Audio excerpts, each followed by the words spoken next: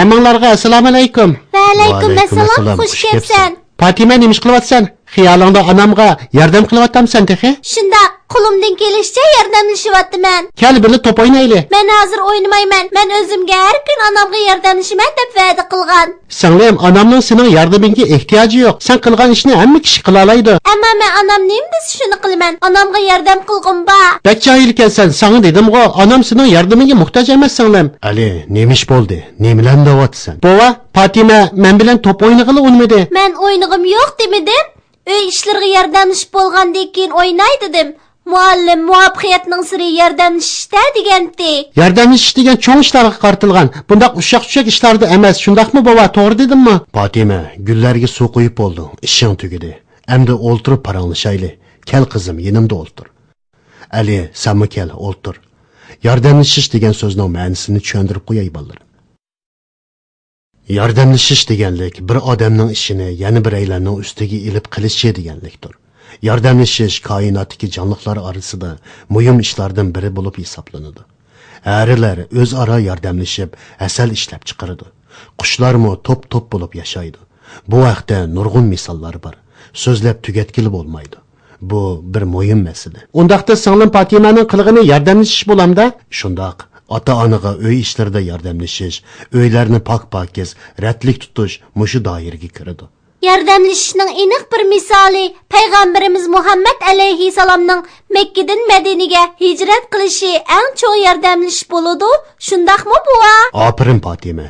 Payg'ambarimizning hijrati yordamlashishning eng cho'ng bir ulgisi. Hozir his qilishimcha, men bayatdan Fatimaning qilganlarini yordamlashish emas deb turib olib xatolashibdiman. Alloh bizning har fursatda bir-birimizga yordam qilishimizni tavsiya qiladi. Alloh taolo mundaq degan: yaxshi ishda va taqvodorlikda yordamlashinglar, gunohga va zulmga yordamlashmanglar. Rasululloh alayhissalom mundaq degan: agar bandisi qarindishiga yordam qilish uchun yo'lga chiqqan bo'lsa, Alloh taolo o'z bandisiga yordam qiladi. Sallallohu alayhi va sallam. Hozir payg'ambarimizning ismini tilga ilib so'zlashyapmiz. Payg'ambarimizning hayot sarguzashtisini kelgan yerdan boshlab so'zlab bergan bo'lsangiz yaxshi bo'ladi, bova. Bek ko'pdan gap bo'ldi, bova. O'tinib qalay. Yangi voqealiklarni deb bering, ha? Bularga bekmi qiziqyaptiman. Qadrli bolarim, buni mendan talab qilgan ekansizlar. Men bu hikoyamni boshlayamsa. Bismillahirrahmanirrahim. O'tgan qitim sizlarga Xandak urushi to'g'risida so'zlab o'tgan edim. Allohning yordami bilan musulmonlarning bu urushda g'alaba qilib, o'ylariga xo'shal-xo'ram qaytganligini deb bergan edim. Hijriya kalendarining 6-yili Rasululloh Makkaga umr haji qilish uchun berishga niyatlandi. Ular qilichlarini tashlab o'z makoniga qaytib o'tadi. Ibn Salul ular nima degandir? Ular Allah yo'lda urush qilishning itoat, ishlashning ibodat bo'lganligiga iymon keltirganmish. Hozirgacha ular Makkaga qaytish xiyolida. Ular balki Makkani elishi mumkin. Ular kutib tursin. Qaytib kelishi mumkin emas. Ularni sal chaqlama. Makka ularga nisbatan bir vatandan muqaddas. Chunki tunji vahiy Makkadan nozil bo'lgan. Bu yil u yerda haj qilishi mumkin. Bu xabarni angladingmi? Ular yeniga hech qanday qoral olmay, quruq qo'l berib haj qilarmish. Qoralsizmi? Shundaq. Abu Sufyan ularni cho'lda yo'qitdi. Ular qaysi iymoniga shuncha chang yepishidi? Ular zodi nima o'ylaydigandi? İmanı ularını qutqizalamdı. Lekin xotirjam bo'l, ular cho'lda halok bo'lib tugishidi. Men hozirgacha ularning kuchining manbasini izlayapman. Ular Makkaga nemishqa qurolsiz kelgandir. Abu Sufyan, ularning bu ishi qanday qaraysan? Ular bilan urushmaymiz. Bo'lmasa, butkul arab qabilalari qurolsiz odamlar bilan urushibsizlar deb bizga qarshi chiqadi. Shundaq emas. Bu masalani cho'qim yaxshi bir taraf qilishimiz kerak. Meningcha qo'limizdan bir ish kelmaydi. Eng yaxshisi ularning Makkaga kirishiga yo'l qo'yaylik. Kabening atrofida tavob qilishga ruxsat qilsak, yuzimiz tushib ketadi. Lekin ular kap bo'ldi. Kechikdik. Yo'q, kechikmadik. Xolidni avataylik. Ularni qo'rqitsin. Qo'rqsa qaytib ketadi. Yana ketmasa, ularga vakilimizni avatimiz. Abu Sufyan, undaqda ular bilan tinchlik kelishimi imzolasak bo'lamdi. Qaraganda ular kuchlanib qolgan o'xshaydi. Hozircha mushundaq qilishdan boshqa choramiz yo'q.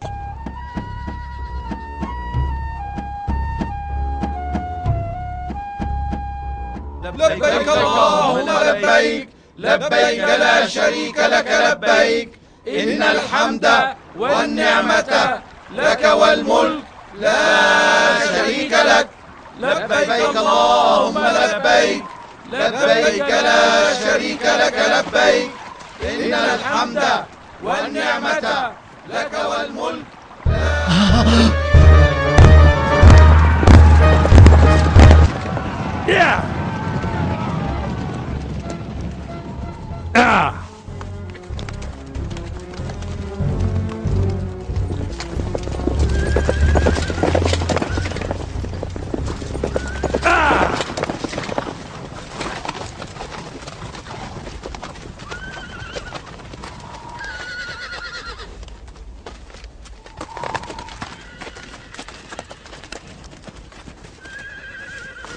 Ular sizlarni küşkürsümü, sizlar qol yandırmay jim turinglar. O'rninglardan midirlamanglar. Ularning niyati sizlar bilan urushish. Sizlar urushmanglar.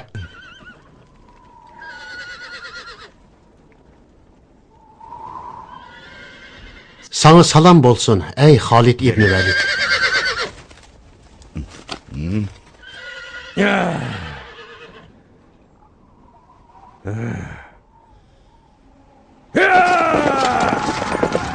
Allah'a dua qilinglar. Rasululloh mundaq deydi. Allohni yaxshi ko'radigan har kishi Allohga duo qilish uchun av daraxtning ostiga yig'ilsin. لبيك اللهم لبيك لبيك لا شريك لك لبيك. لقد رضي الله عن المؤمنين إذ يبايعونك تحت الشجرة فعلم ما في قلوبهم فأنزل السكينة عليهم وأثابهم فتحا قريبا. صدق الله العظيم. Bizga bir qancha elchi avatinglar. Ana Suhayl ibn Amir kelyapti. Ahvoldan qaraganda biz bilan tinchlik kelishimi tuzgisi bor ekan. Ey Muhammad, sizlar bilan kelishim tuzish uchun shartlarimizni avatgan edik. Shartimizga ma'qul bo'ldinglarmi? Bu nima? Bismillahirrohmanirrohim. Rahmonning ma'nosini tushundim, lekin bundaq yasanglar bo'lmaydi. Biz buni tushunmaymiz. Sizlar degan so'zni qabul qila olmaymiz.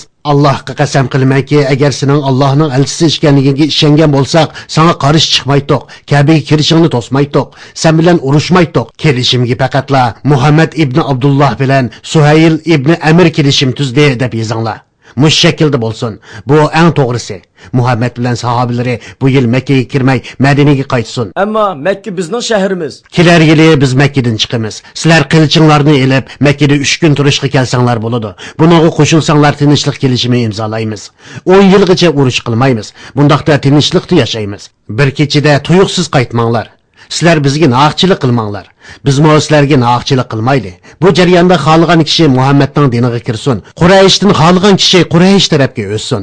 Agar bularni rad qilib, bizning odamlarimizdan biriga aziyat qilsanglar, bu tinchlik kelishim buzilib, butunlay inovatsiz bo'ladi.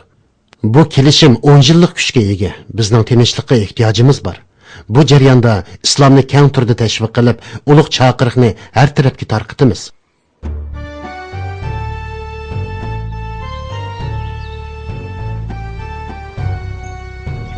Bu payg'ambarimizning dunyodagi podshohlarni islomga da'vat qilib yozgan maktubi. Rumlarning podshohi Herakliga, Eronliklarning Kisrosiga, Qibtlarning boshlig'i Muqavqasga yo'lga chiqinglar. Allohga omonat. Allah o'zidan boshqasiga ibodat qilmasliginglarni shart qiladi. Ota-onanglarga yaxshi muomala qilishinglarni talab qiladi. Islom bizning ota-onanglarga g'udirmanglar, ularni hurmatlanglar, ularga silliq sipoya, yaxshi muomala qilinglar deb buyurgan. Ashhadu an la ilaha illalloh va ashhadu anna Muhammadan rasululloh.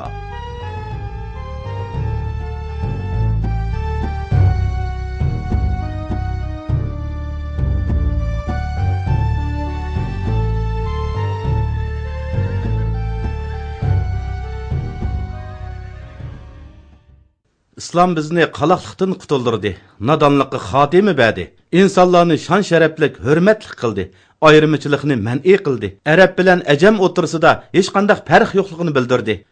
Alloh taolo mundaq dedi: "Ey insonlar, sizlarni ayol qilib yaratdik. Bir-biringlar bilan tanishishinglar, do'stlashishinglar uchun har xil millatlar va qabilalar qildik. Allohning nazarida ustun kishi eng taqvo kishidir. Ey jamoat, Allah bizni ishonishga buyurgan islomiyat mana mushu. Ashhadu an la ilaha illalloh va ashhadu anna Muhammadan rasululloh. Omonatni sana ishongan odamga qaytirib bergin. Sana xoinlik qilgan odamga xoinlik qilmagin. Rasululloh deydi-ki, hammanglar podichisizlar. Qo'l ostinglardagilarga mas'ulsizlar. Er kishi oilaning boshlig'i, oila a'zolariga mas'ul. Ayol kishi uy ishlarini boshqaradi, bolalarga mas'ul. Kishining xizmatchisi xizmatiga mas'ul. Mushuningdan javob beradi. Demak, hammanglar boshliq. Sizlar o'zinglar qarashga mas'ul bo'lgan kishilar haqida Allohga hisob bersizlar. Buni hargiz unutmanglar. Eşhedü en la ilahe illallah ve eşhedü enne Muhammeden Resulullah. Demak, bu bosqich islomiyatni kengaytirish uchun bekli foydali bir fursat bo'ldi. To'g'ri aytding, Ali. Buva, podsholarni islomga da'vat qilib maktub avatgandiki qanday ishlar bo'ldi?